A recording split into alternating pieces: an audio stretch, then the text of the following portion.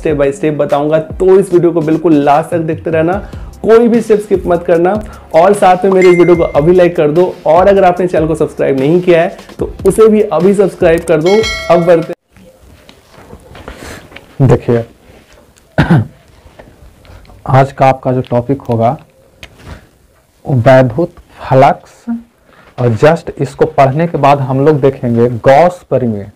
ठीक है, गॉस परिमेय को। ठीक है, अब देखिए, अगर हम बात करें वैद्युत फ्लक्स की, तो वैद्युत फ्लक्स का जो सिंबल होता है वो आपका ये, और इलेक्ट्रिक के कारण है तो इसको नीचे में ई लगा दीजिए, यानी इलेक्ट्रिक फ्लक्स, यानी वैद्युत फ्लक्स।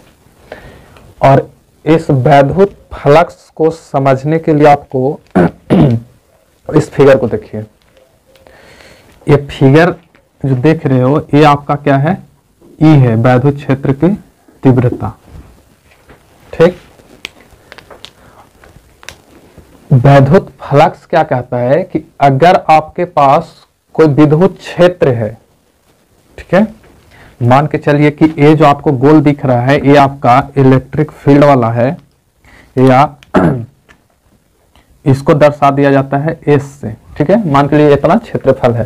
तो ये वैद्युत फ्लक्स क्या कहता है कि यदि किसी वैद्युत क्षेत्र से गुजरने वाली वैद्युत रेखाओं की कुल संख्या, वैद्युत क्षेत्र से गुजरने वाली वैद्युत रेखाओं की कुल संख्या, या किसी वैद्युत क्षेत्र में प्रवाहित होने वाले वैद्युत क्षेत्र रेखाओं की कुल संख्या, और उसी संख्या को हम लोग क्या बोलते हैं, वैद्युत फ्लक्स बोलते हैं। इसी को वैद्युत फ्लक्स बोला जाता है, वैद्युत फ्लक्स, वैद्युत फ्लक्स। देखो, इसको और बढ़िया से समझते हैं। जैसे मान लीजिए कि आपके पास एक पेपर है, ठीक है, जैसे ये ऐसे है क्षेत्र, वैद्युत क्षेत्र है, और इस क्षेत्र से होकर करके मान के चलिए कि वैद्युत क्षेत्र रेखा है जो इससे गुजर रहा है, इससे।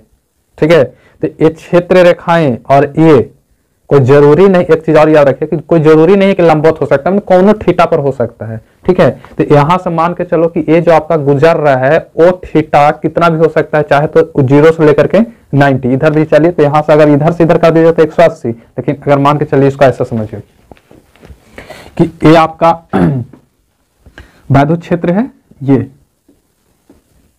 ठीक है, इसकी डायरेक्शन ए साइड है, और इस क्षेत्र से गुजरने वाली जो वैद्युत क्षेत्र रेखाएं हैं ये है, यानी कि इसके अगर हम कोण बनाऊं तो इस तरह से कोण बन रहा है, ऐसे। इसको आप ऐसे समझिए, एक इधर जा रहा है और एक ये है, इस क्षेत्र से गुजरेगा ना, दो चीज होगी ना, एक आपका क्या होगा, वैद्युत क्षेत्र होगा, और इससे प्रवाहित होने वाली क्षेत्र रेखा। तो मान के चलिए कि ये क्षेत्र है और इस पे जो कोण बन रहा है ये कोण आपका थीटा है। कितना है जो कोण पता नहीं रहता है। तो यहाँ पास इसको और आप देखिए तो इस तरह से समझ सकते हो कि ऐसे मान के चलिए कि कोई क्षेत्र है और इसका केंद्र से ये आपका रेखा गुजर रहा है, और इसको ऊपर में ये थीटा से ये बन रहा है, मतलब कि ये दोनों रेखाओं के बीच में जो कोण बन रहा है वो कितना बन रहा है, थीटा डिग्री। ठीक है, तो ये क्षेत्र आपका क्या हो गया, एस, यानी कि अगर हम इसको ई मानते हैं तो ये आपका क्या हो जाएगा, एस हो जाएगा, एस। तो सिंपली आप समझिए कि इस क्षेत्र से होकर गुजरने वाली जो क्षेत्र रेखाएं होती है वही क्षेत्र रेखा आपका क्या कहलाएगा, वैद्युत फ्लक्स। जैसे आप इसको और अच्छा से समझिए कि यहां पास अब देखिए तो ये है, मान के चलिए कि इस पे हम मार्का लगा देते हैं इस तरह से। ये इतना बड़ा क्षेत्र है लेकिन हमारा क्षेत्र रेखा जो गुजर रहा है वो इतना से गुजर रहा है। ठीक है, तो अगर इसका कोई जरूरी नहीं कि आकृति एकदम गोले हो, कैसा भी आकृति हो सकता है, लेकिन यहां से अगर गुजरेगा लाइन, सॉरी, इस इतना क्षेत्र से अगर विद्युत रेखाएं गुजरेगी तो इसी क्षेत्र को हम लोग वैद्युत फ्लक्स बोलेंगे, ना कि पूरे क्षेत्र को नहीं बोलेंगे। अब यहाँ पास मान के चलिए कि ये आपका इस तरह का है और यहाँ से लाइन ऐसे गुजर रही है रेखा इस तरह से, तो यहाँ पास इस प्लेन मतलब कि सतह और इसके बीच में कोण बनेगा ना कुछ, तो अगर इसके बीच में कोण बनेगा तो वही कोण आपका ये है थीटा। मतलब कि ये प्लेन जो है, सतह है, इस सतह का ये वाला रेड वाला दिख गया एस, और इस एस से थीटा कोण पर प्रवाहित हो रहा है कौन, विद्युत रेखाएं या विद्युत धाराएं, तो ये जो प्रवाहित हो रही है तो किसी न किसी क्षेत्र से गुजरेगी, तो उसी क्षेत्र पर जो कोण बन रहा है उसका नाम क्या हो जाता है, थीटा हो जाता है। तो यहाँ पर वैद्युत क्षेत्र के लिए क्या कहता है कि अगर ये आपका थीटा है तो ये तो अल्पांश के लिए ना है। अल्पांश कहने का मतलब कि यहाँ से इसमें से बहुत सारा रेखाएं गुजरेगी, तो एक रेखा के लिए ना आपका इतना आएगा एस से, लेकिन अगर पूरे सतह को निकालना हो, पूरे सतह से, तो हम लोग क्या करते हैं, इसको जोड़ देते हैं, समाकलन करते हैं, इंटीग्रेशन करते हैं। तो इंटीग्रेशन करते हैं तो आपको बता दें कि इसके लिए जो सूत्र आता है पूरी फाइनली अगर देखिए तो फाइनली जो सूत्र आता है वो आता है फ्लक्स E और बराबर 1/ε0, जिसको इसको हम लोग क्या बोलते हैं, वैद्युत फ्लक्स का लिखा हुआ नहीं, वैद्युत फ्लक्स।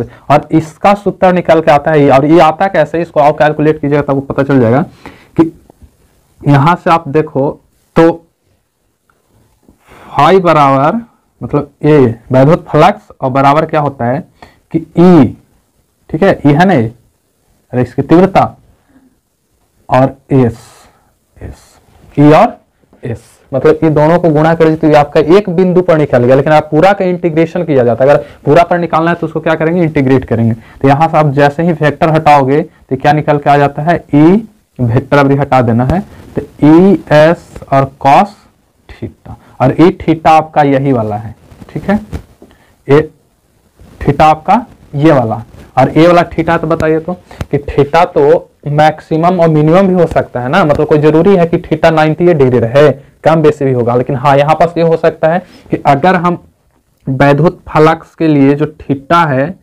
थीटा, उस थीटा को 90 ले लें तो वैद्युत फ्लक्स का मान कितना हो जाएगा, अगर 0 ले लें तब इसका मैक्सिमम मान कितना हो जाएगा। नहीं तो अगर हम यहाँ पास देखें तो सोचिए तो कि इस थीटा के जगह पर अगर हम 90 डाल दें तो जो हमारा फ्लक्स आएगा, वैद्युत फ्लक्स वो कितना आ जाएगा, ई कॉस थीटा, तो थीटा का स्थान पे कितना डालना है, 90 डिग्री, तो यहाँ पास कितना, सॉरी एस छूट रहा है, ई एस कॉस थीटा, तो ई एस कॉस थीटा, तो इस थीटा का स्थान पे कितना 90, आपको पता है कि 90 कॉस 90 का मान कितना होता है, तो 90 का अगर यहाँ वैल्यू पुट करोगे तो ई एस कॉस थीटा, तो ई एस और कॉस 90 का मान आपका कितना होता है 0, तो इसका ओवरऑल अगर देखा जाए तो कितना रिजल्ट आ गया 0।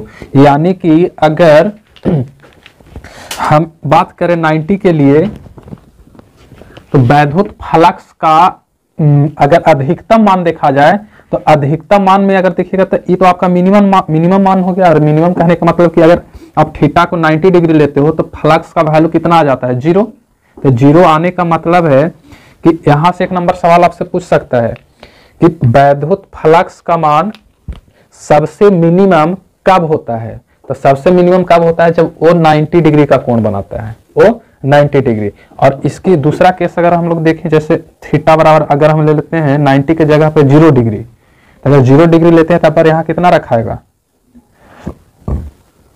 ई एस कॉस, और 90 के स्थान पर अब कितना 0, तो कॉस 0 का मान होता है 1, तो ई एस गुने 1, यानी कि इसका ओवरऑल वैल्यू अगर देखा जाए तो ई एस आ गया किस पर, थीटा 0 डिग्री पर, थीटा 0 डिग्री पर। तो यहां से हमेशा याद रखियो कि जो